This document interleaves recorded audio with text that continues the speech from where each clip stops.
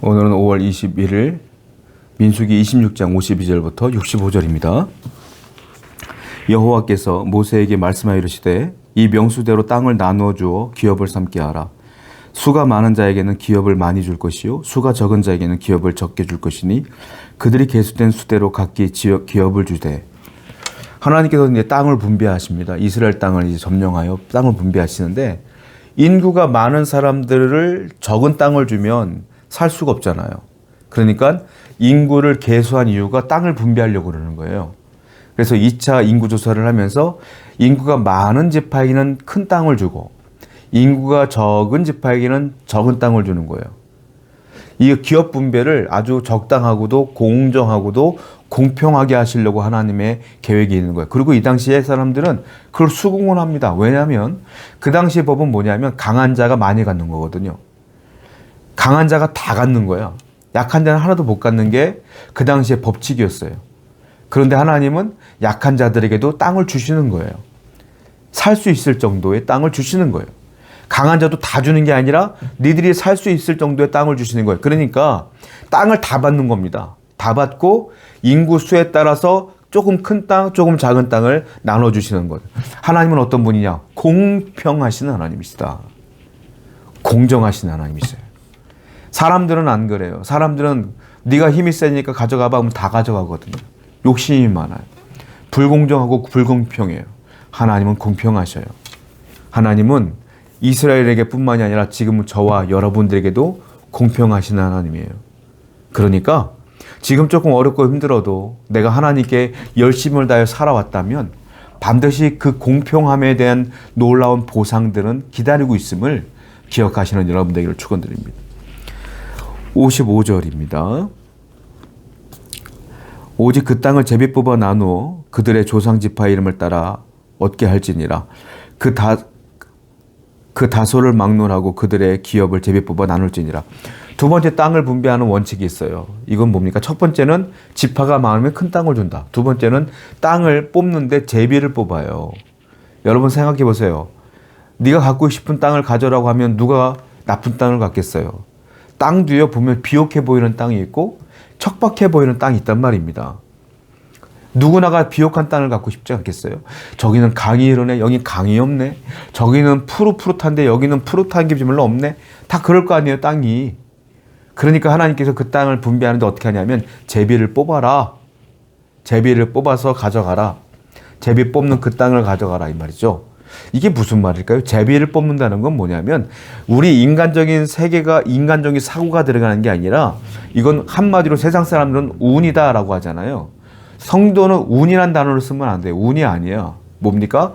이거는 제비 뽑는다는 건 하나님의 주권이라 하나님이 주신 것이라고 믿으라는 거죠. 땅을 분배하는 모든 것들은 하나님의 주권에 있다. 인생을 주관하시는 분은 하나님이시다. 여러분들의 인생의 주권도 누구에 있다? 하나님께 있다. 하나님의 주권을 인정하고 언제든지 기도하고 무엇이든지 기도하고 하나님께 맡기는 여러분 되기를 축원드립니다. 62절입니다. 1개월 이상으로 계수된 레위인의 모든 남자는 2만 3천 명이었더라. 그들은 이스라엘 자손 중 계수에 들지 아니하였으니 이는 이스라엘 자손 중에서 그들에게 준 기업이 없음이었더라. 이번엔 레위인들에 대한 얘기인데요. 레위인들을 계수했더니 몇 명입니까? 2만 3천 명이에요. 2만 3천 명이면 땅을 분배해야 될 만한 인구입니다. 그런데 하나님은 레위인들에게는 땅을 주지 않아요. 레위인들은 그렇게 어떻게 했냐면은 12지파 레위인이 포함되잖아요. 12지파 가운데 레위인은 들어가지 않죠. 이 레위인들은 어떻게 합니까? 각 지파에 흩어져서 살아요. 흩어져서. 나 레위인이요 하면 각 지파 사람들이 땅을 내어줬어요. 여기서 사세요. 집을 짓고 사세요. 이렇게 했단 말이에요. 레위인들은 땅이 없어요. 모여 못 살아. 흩어져서 살았어. 기업을 못 받았어요. 왜냐? 특수한 사명이 있어요. 레위인들은 뭐합니까? 성전 봉사. 성전에서만 일하는 분들이에요. 그러니까 땅을 주지 않아요. 이게 무슨 뜻이냐? 너희는 땅이 없지만 성전을 위해 헌신하는 자들이기 때문에 내가 먹여 살린다 이 말이에요.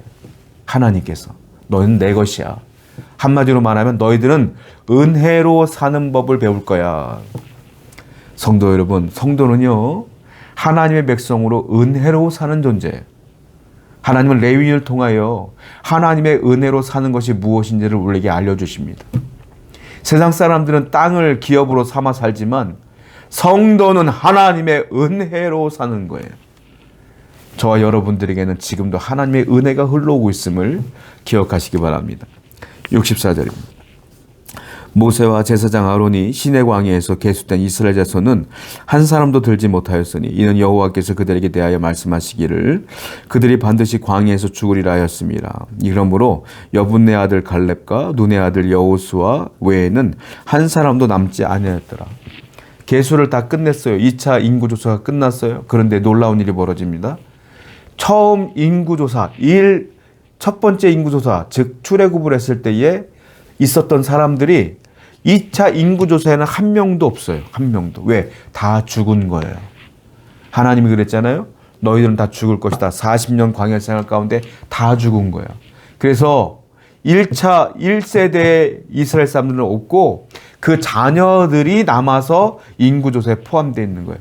딱 1세대 사람 딱 두 사람이 포함되어 있죠. 누굽니까? 여호수아와 갈렙. 두 사람만 딱 빼고 다 없는 거야. 하나님이 그랬죠. 12명의 정탐꾼을 통해서 10명은 원망했고 2명은 하나님을 향한 믿음으로 호소했잖아요. 하나님은 뭐라 했어요? 10명은 못 들어간다. 여호수아와 갈렙만 들어간다. 가나안 땅에 그랬잖아요. 그래서 여호수아와 갈렙만 들어가고 나머지 이스라엘 백성들 1세대는 한 명도 못 들어온 거야. 말씀이 성취된 거죠. 말씀이 이루어진 것이죠. 그런데 하나님께서는 그것을 끝내지 않고 2세대 사람들에게 가나안 땅을 허락하신 거죠. 말씀은 이루어졌고 은혜로 하나님께서 또 이끌고 있음을 알아요. 우리 하나님은 어떤 분일까요?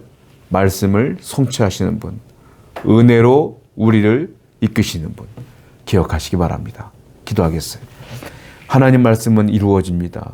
하나님은 여전히 지금 우리를 은혜로 이끌어 주십니다. 이 사실을 명심케 하여 주옵소서. 예수님의 이름으로 기도드렸습니다. 아멘.